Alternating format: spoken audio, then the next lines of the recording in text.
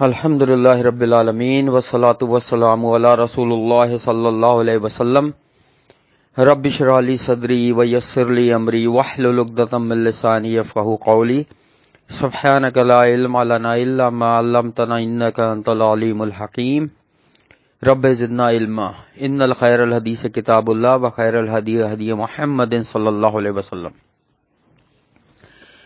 بیٹا یہ جو میں پڑھتا ہوں نا، ان الخیر الحدیث کتاب اللہ وخیر الہدی ہدی محمد صلی اللہ علیہ وسلم، یہ نبی صلی اللہ علیہ وسلم ہر خطبے، جو جمعے کا خطبہ دیا کرتے تھے نا، خطبۃ الجمعہ، اس میں پڑھا کرتے تھے کہ بہترین کتاب اللہ کی کتاب ہے اور بہترین طریقہ نبی صلی اللہ علیہ وسلم کا طریقہ ہے۔ تو جو ہمیں بات لینی ہے وہ یا اللہ کی کتاب سے لینی ہے یا نبی صلی اللہ علیہ وسلم کے طریقے سے لینی ہے بس۔ اور صحابہ کرام، یہ دیکھنا صحابہ کرام نے اس پہ کیسے عمل کیا۔ ٹھیک ہے، سورہ طٰہٰ ہماری چل رہی ہے۔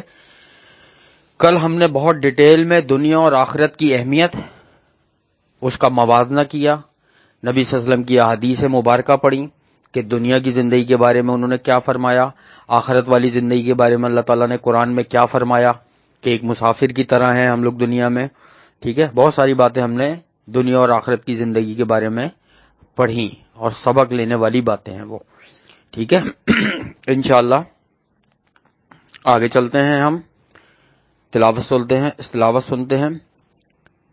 اعوذ باللہ السمیع العلیم من الشیطان الرجیم من ہمزہ ونفخہ ونفثہ۔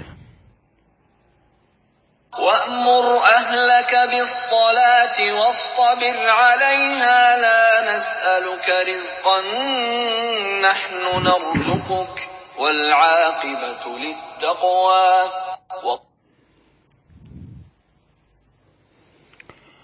اب اللہ تعالیٰ فرما رہے ہیں، پہلے اللہ نے یہ فرمایا کہ آخرت جو ہے وہ بہت بہتر ہے، ٹھیک ہے، دنیاوی زندگی سے۔ اب اللہ تعالیٰ جو فرما رہے ہیں، ہم نے آیت سنی کہ اور حکم دیجئے، وَأَمُرْ، امر کا صیغہ استعمال ہوا ہے، وہ بھی نبی صلی اللہ علیہ وسلم کے لیے، کہ اللہ تعالیٰ نبی صلی اللہ علیہ وسلم سے فرما رہے ہیں کہ آپ حکم دیجئے کس چیز کا؟ اپنے گھر والوں کو نماز کا، اور خود بھی ثابت رہیے اس پر، نہیں ہم سوال کرتے آپ سے رزق کا، ہم ہی رزق دیتے ہیں آپ کو، اور بہترین انجام تقوی والوں کا ہی ہے۔ سب سے پہلے کیا حکم ہے کہ نماز کا حکم ہے، اور یہ پوری امت محمدیہ کے لیے ہے کہ سب پہ نماز فرض ہے۔ تمہیں پتہ ہے نبی صلی اللہ علیہ وسلم کا جب انتقال ہو رہا تھا، وصال کے قریب تھے وہ، انتقال کے بالکل آخری وقت میں 3 انہوں نے وصیتیں کری تھی، الصلاۃ الصلاۃ الصلاۃ الصلاۃ، کہ نماز مت چھوڑنا، نماز مت چھوڑنا، اپنی امت کو جو وصیت کر کے گئے تھے، اس میں سے ایک وصیت یہ تھی نماز کی کہ نماز مت چھوڑنا۔ آج تم دیکھ لو مساجد کا کیا حال ہے۔ پہلے مجھے اچھی طریقے سے یاد ہے، 10-15 سال پہلے اگر میں چلا جاؤں، کہ جمعے کی اذان ہو رہی ہوتی تھی، یعنی جمعے کا وقت ہوتا تھا، یعنی 1، سوا 1، 1:30 بجے کا ٹائم ہوتا تھا، یقین کرو روڈوں پہ سناٹا ہو جاتا تھا، اکا دکا ایمرجنسی والے یا کوئی ایسے لوگ جا رہے ہوتے تھے یا مسافر حضرات، واقعی پتہ لگتا تھا۔ ابھی عام دنوں میں رش دیکھ لو، جمعے کی نماز کے 1 سے 2 کے درمیان سڑکوں پہ، روڈوں پہ، گلیوں میں رش دیکھ لو، وہی ہو رہا ہوتا ہے تقریباً۔ مسجدیں اس طریقے سے آباد ہم لوگ نہیں کر رہے، ہم اپنے آپ کو قصوروار کہیں گے، میں دوسروں کو کیوں، ہم لوگ نہیں کر رہے آباد، ہم میں سب شامل ہیں۔ تو سب سے پہلے ہمیں یہ سوچنا چاہیے کہ اللہ اکبر ہو اور ہمارے قدم مسجد کی طرف اٹھ جائیں، بس، کہ نماز کا حکم دیجیے اپنے گھر والوں کو، اور خود بھی اس پہ ثابت رہیے۔ نبی صلی اللہ علیہ وسلم اللہ فرما رہے ہیں خود بھی ثابت رہیے۔ کیا ظاہر ہے نبی صلی اللہ علیہ وسلم ثابت قدم رہے تو صحابہ کرام بھی رہے نا، صحابہ کرام رہے، تابعین رہے، تبع تابعین رہے، لیکن ہم لوگوں کو کیا ہو گیا کہ آہستہ آہستہ دور ہو رہے ہیں۔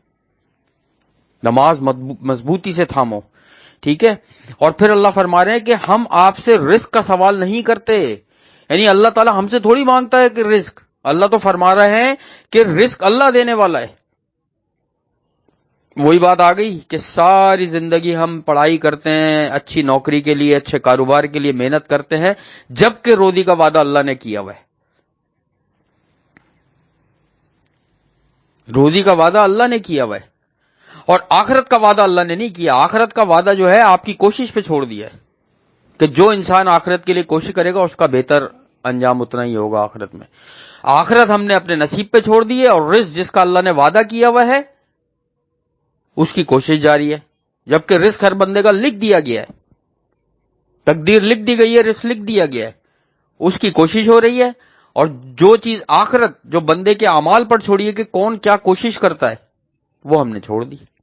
تو اللہ یہی فرما رہے ہیں اس آیت میں کہ ہم آپ سے رزق طلب نہیں کرتے، اللہ تو روزی دینے والا ہے، اور بہترین انجام تقوی والوں کا ہی ہے. جو اللہ سے ڈرنے والے ہیں ان کا بہترین انجام ہے. اور اس دن لوگ اپنے ہاتھوں کو کاٹیں گے اور کہیں گے کاش ہماری کھالوں کو کینچیوں سے کاٹ دیا جاتا دنیا میں، اور ہمیں یہ رتبے دے دیے جاتے، یہ محلات اور یہ ہمیں درجے دے دیے جاتے جو آج ان تقوی والوں کو مل رہے ہیں، ان نیک لوگوں کو مل رہے ہیں. لیکن اس وقت سوائے حسرت کے کچھ بھی باقی نہیں ہوگا. ٹھیک ہے، اگلی آیت کی طرف چلتے ہیں. وقالوا لولا يأتينا بآية من ربه أولم تأتهم بينة ما في الصحف الأولى. اب اللہ تعالیٰ فرما رہے ہیں انہوں نے کہا کیوں نہیں وہ لاتا ہمارے پاس کوئی بڑی نشانی اپنے رب کی طرف سے، کیا اور نہیں آئی ان کے پاس دلیل اس چیز کی کہ جو کچھ پہلے صحیفوں میں ہے. اب اللہ تعالیٰ فرما رہے ہیں کہ انہوں نے یہ کہا، مشرکین مکہ نے جب نبی صلی اللہ علیہ وسلم نے نبوت کا دعویٰ کیا کہ میں نبی ہوں اور اللہ کی توحید پر آ جاؤ، تو مشرکین مکہ نے کیا کہا، آپ کو نشانی دکھائیں، میں کوئی معجزے دکھائیں، معجزے کر کے دکھائیں کوئی تو ہم آپ پر یقین کریں گے. تو اللہ تعالیٰ اس میں فرما رہے ہیں کہ ان کے پاس دلیلیں نہیں آئیں کیا پہلے صحیفوں میں؟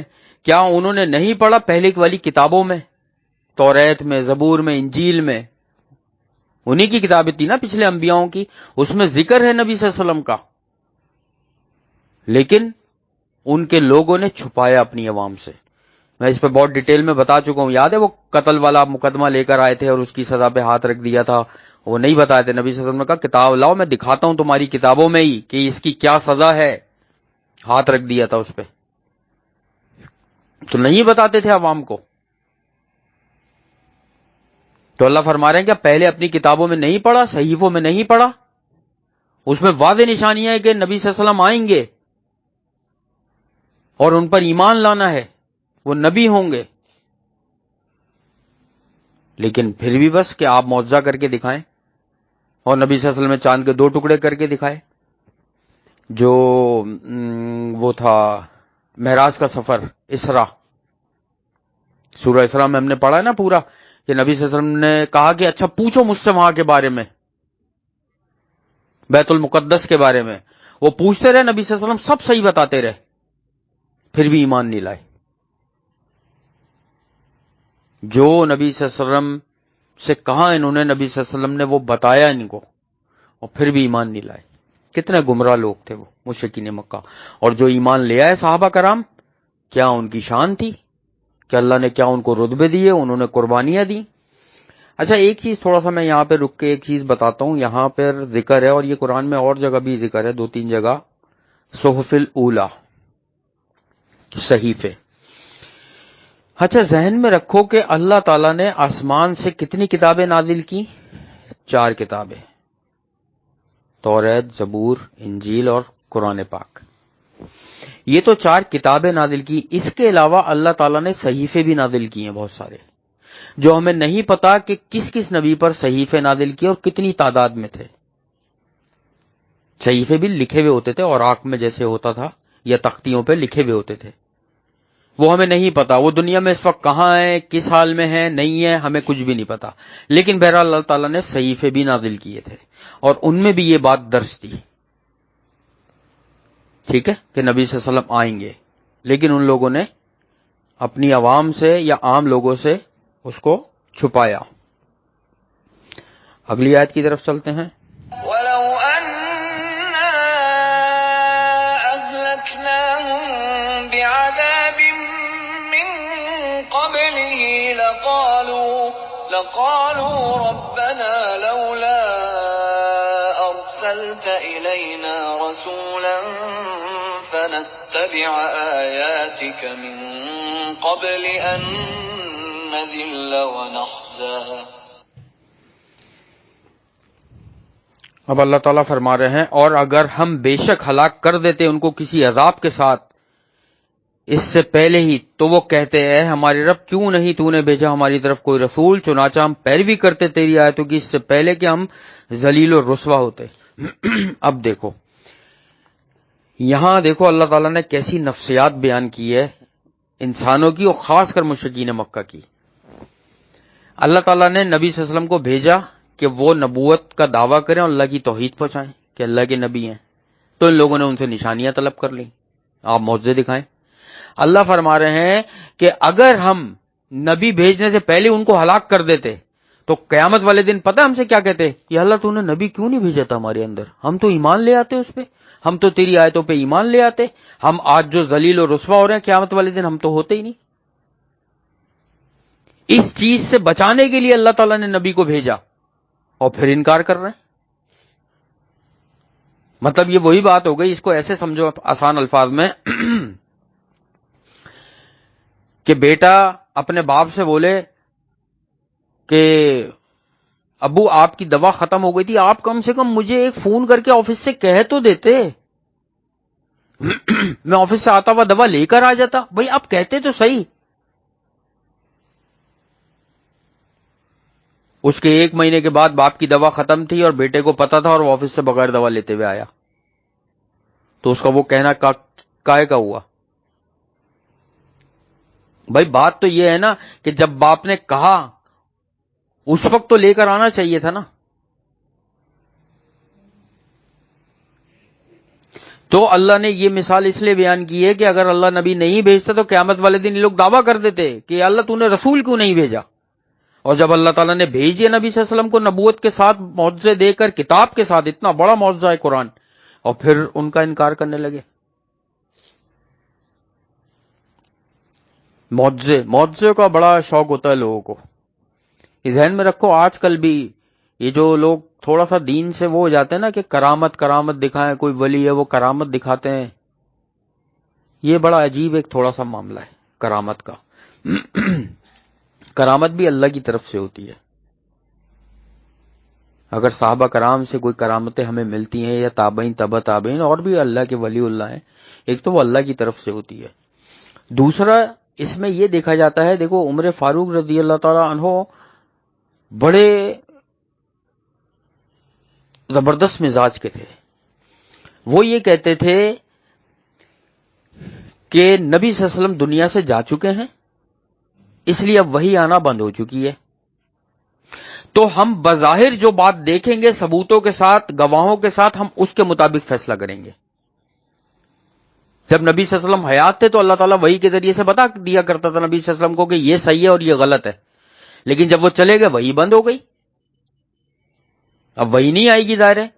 تو عمر فاروق نے فرمایا کہ ہم اب یہ دیکھیں گے کہ گواہ اور ثبوت کیا کہہ رہے ہیں سارے، ہم اس کے مطابق فیصلہ کریں گے.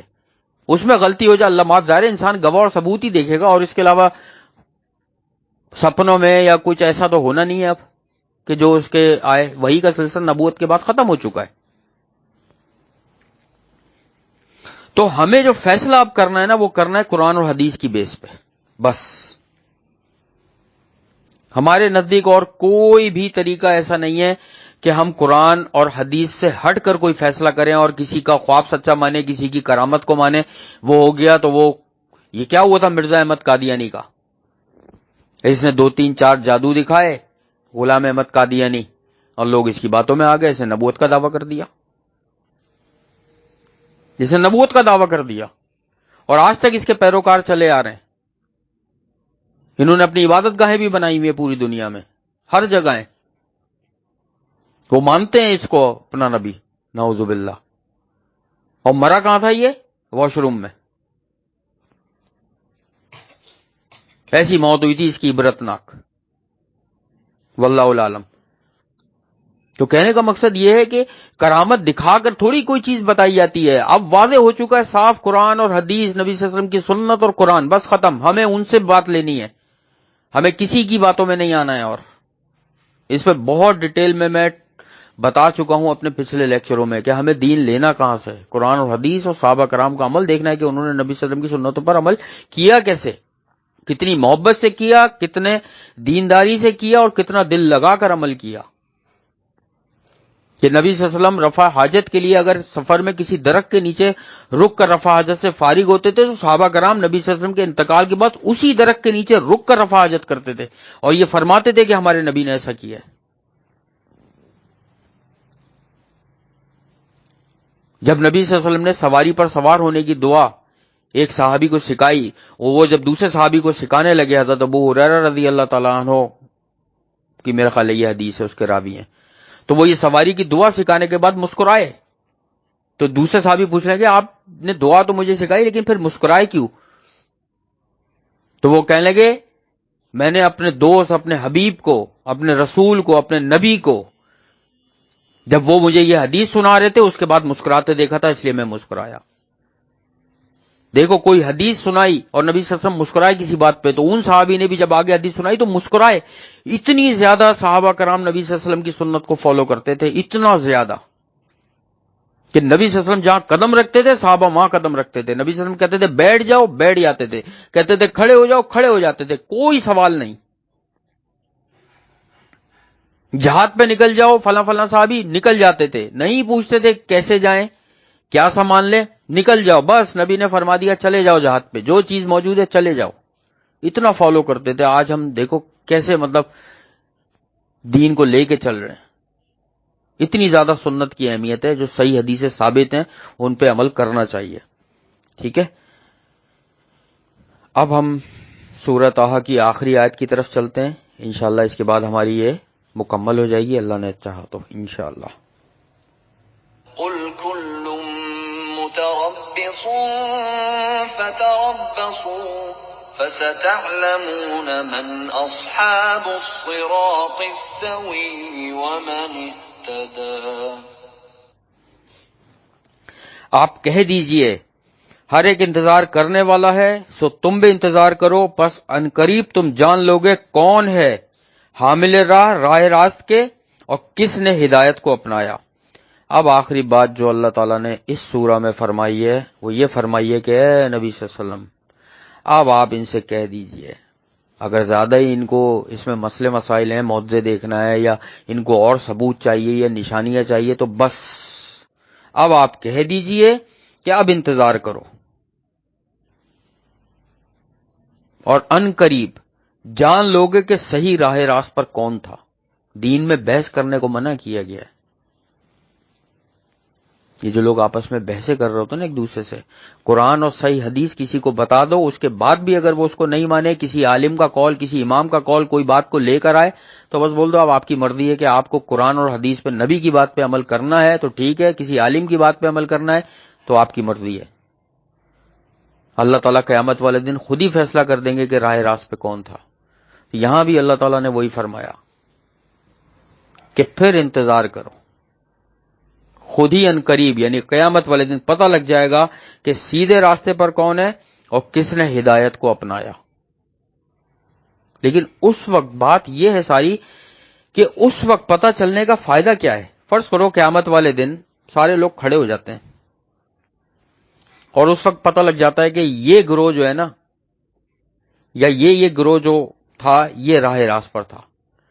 پتہ تو لگ گیا ان لوگوں کو بھی جو راہ راست پر نہیں تھے، لیکن اس وقت پتہ لگنے کا ان کو فائدہ کیا ہے؟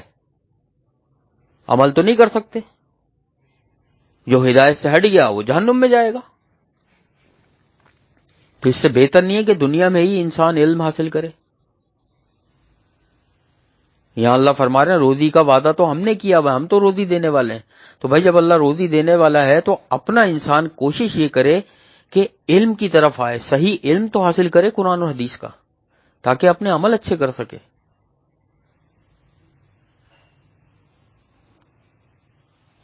تو پوری زندگی یاد رکھنا بیٹا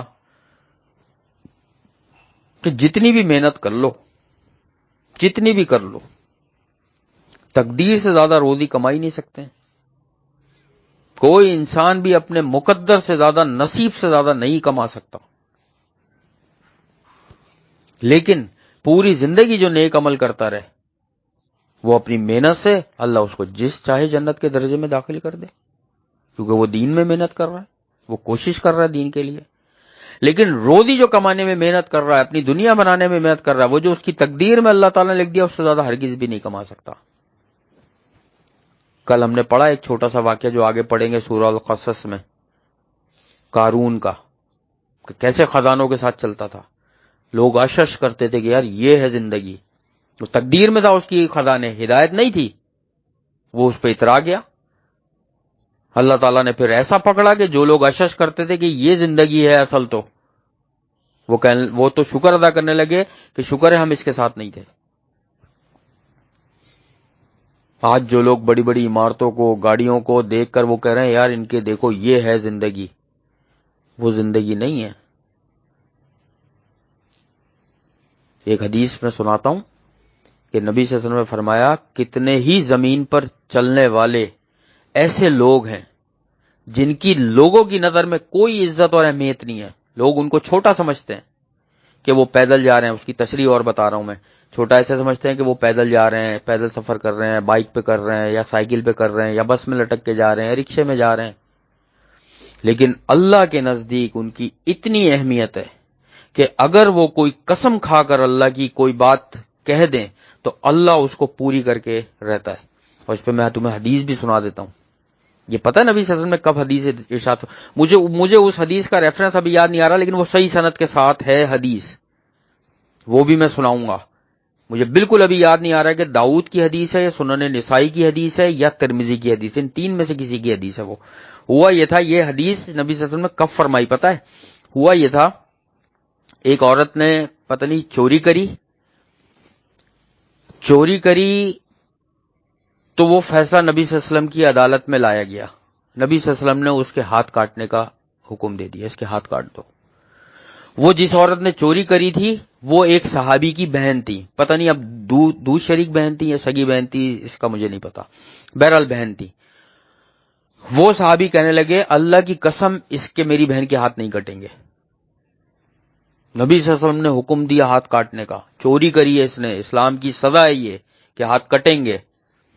بس ان صحابی کو پتہ نہیں کیا ہوا، انہوں نے کہا اللہ کی قسم اس کے ہاتھ نہیں کٹیں گے۔ ایک دم پتہ چلا کہ اس عورت نے، بلکہ ایک صحابی نے اس پہ کہا بھی کہ نبی صلی اللہ علیہ وسلم نے ہاتھ کاٹنے کا حکم دیا ہے اور تو جو ہے اللہ کی قسم کھا کے کہہ رہا ہے۔ اتنے میں پتہ چلا اس عورت نے چوری کری تھی نا، جن کے گھر چوری کری تھی یا جس کا مال چوری کیا تھا، وہ لوگ آ گئے، انہوں نے اس کو معاف کر دیا کہ نہیں چھوڑ دیں۔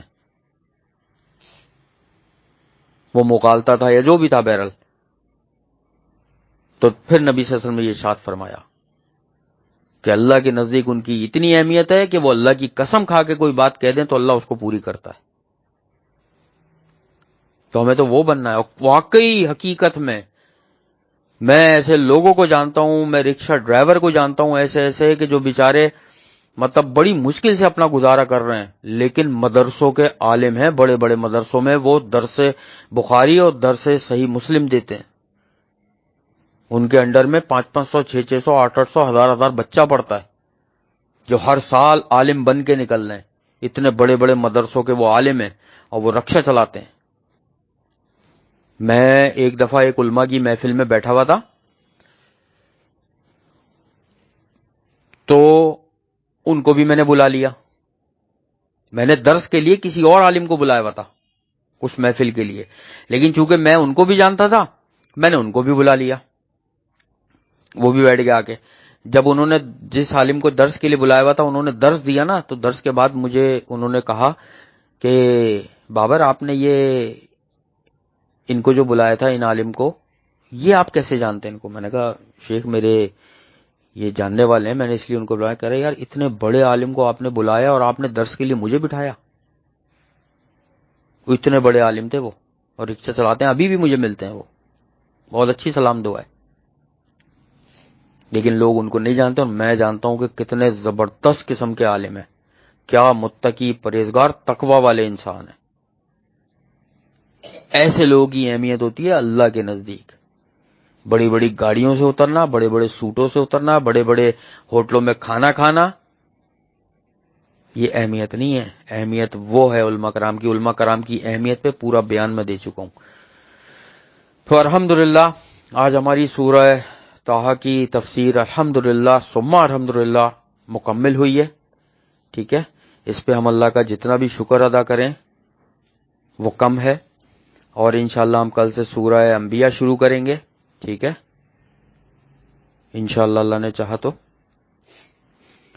اور اللہ سے دعا ہے جو کچھ بھی ہم نے اس صورت میں پڑھا ہے اللہ تعالیٰ پڑھنے سمجھنے اور اس پر عمل کرنے کی توفیق عطا فرمائے. یا حیو یا قیوم برحمتک استغیث. اللہم صلی علی محمد وعلی آل محمد صلی اللہ علیہ وسلم. اے اللہ جو کچھ بھی ہم نے تیرے کلام سے پڑھا ہے یا اللہ اس میں جو غلطیاں یا کوتاہیاں ہو گئی ہوں اس کو اپنی رحمت سے درگزر فرما دیجیے. اے اللہ تو ہمیں قرآن پاک کے تمام احکامات کے مطابق زندگی گزارنے کی توفیق عطا فرما دے. اے اللہ جتنے بھی پڑھنے والے سننے والے سمجھنے والے یہاں پر موجود ہیں اللہ ان سب کی تمام مشکلات پریشانیاں بیماریوں اور آزمائشوں کو دور فرما دے. اے میرے اللہ جس طرح تو نے دنیا میں ہم سب کو اس قرآن پاک کے خاطر جمع فرمایا ہے یا اللہ آخرت میں اور جنت الفردوس میں بھی ہم سب کو اسی طریقے سے جمع فرما دیجیے گا. اے میرے اللہ تو ہمارے گھروں میں ہمارے رزق میں ہمارے علم میں ہمارے عمل میں ہماری زندگیوں میں ہمارے کاروباروں میں ہماری نوکریوں میں بے حساب برکتیں عطا فرما دیجیے اور اس میں اضافہ فرما دیجیے. اے اللہ تو ہماری دعاؤں کو عبادتوں کو اور ہر نیک عمل کو اپنی بارگاہ میں قبول اور مقبول فرما لیجیے.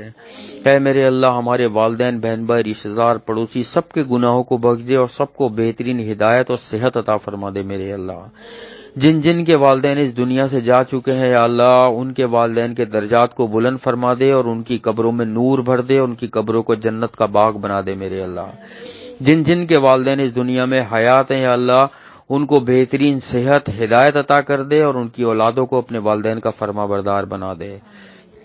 اے میرے اللہ ہماری موت اس حال میں آئے کہ ہم قرآن پاک سیکھنے اور سکھانے والے اور مسجد آباد کرنے والوں میں شامل ہوں. اے اللہ ہماری موت اس حال میں آئے کہ تو ہم سے بہترین طرز پر راضی ہو اور ہم ایمان کی حالت میں ہوں. میرے اللہ اے اللہ ہماری موت اس حال میں آئے کہ ہمارا نامہ اعمال میں کوئی بھی گناہ یا کسی قسم کا کوئی ادھار یا قرض نہ ہو. میرے اللہ اے میرے اللہ تو ہماری دعاؤں کو اپنی بارگاہ میں قبول اور مقبول فرما لیجیے.